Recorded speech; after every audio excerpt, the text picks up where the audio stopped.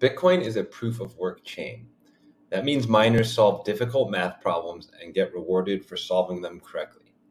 The idea is that the cost in energy and computing power outweigh what you would earn if you were dishonest. The math problems get harder and harder with each block. Let's compare that to Ethereum, which is proof of stake. In proof of stake, the security of the chain is secured by validators that have to put up a stake. A stake is a deposit that can be slashed if the validator violates the protocol. When they're honest, they get rewarded with more ETH. Proof of work requires lots of specialized machinery, while proof of stake requires that you put up your capital. This makes it much easier for everyone to participate in proof of stake. You can't stake your Bitcoin, but there are some properties of Bitcoin that make it interesting for staking. First, because you can't stake it, most of it is sitting idle in people's wallets. And because Bitcoin is the world's largest chain by market cap, that means there's a lot of assets that are sitting idle.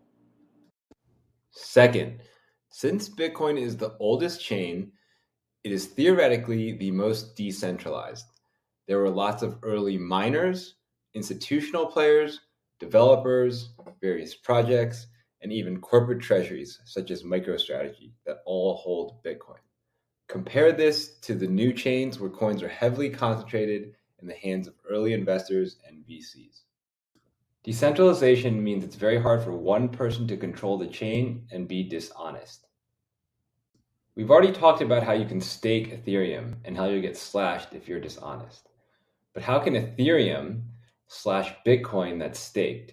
They're not even on the same chain. Is that even possible?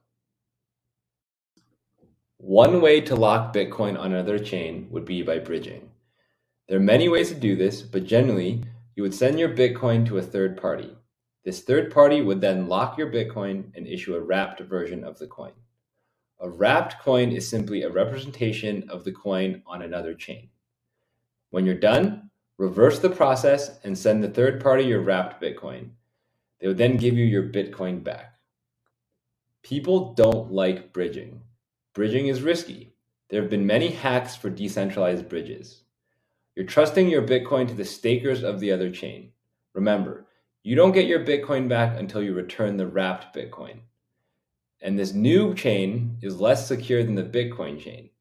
That was the whole reason you were offering Bitcoin for staking in the first place. With Babylon Chain, we don't need to bridge. Let's take a look. Here we have our two chains. Both are processing transactions. When Alice stakes her Bitcoin, what she's really doing is locking her Bitcoin in a self-custody vault. In other words, she holds the keys to the vault. This Bitcoin is used to secure the other chain. As the other chain processes transactions, they're using Alice's staked Bitcoin to secure it. When she wants to unstake, her Bitcoin is unlocked. Let's say Alice is a bad actor. In this case, she would try to create a fork of the chain so that she could double spend. And in this scenario, Alice's private key gets leaked, and since people have her private key, they can issue a slashing instruction to her self-custody BTC vault, and she loses her staked Bitcoin.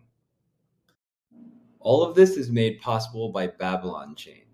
Babylon Chain acts as the heartbeat to keep the two chains in sync.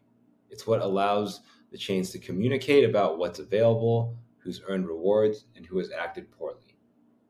To summarize, Babylon Chain allows Alice to take her Bitcoin and stake it on the Bitcoin chain. She does this to secure a different network, and as that network processes transactions, she earns rewards for it. Babylon sits in the middle and allows both chains to know what is happening. I'm Brian, I'm the Crypto Bro.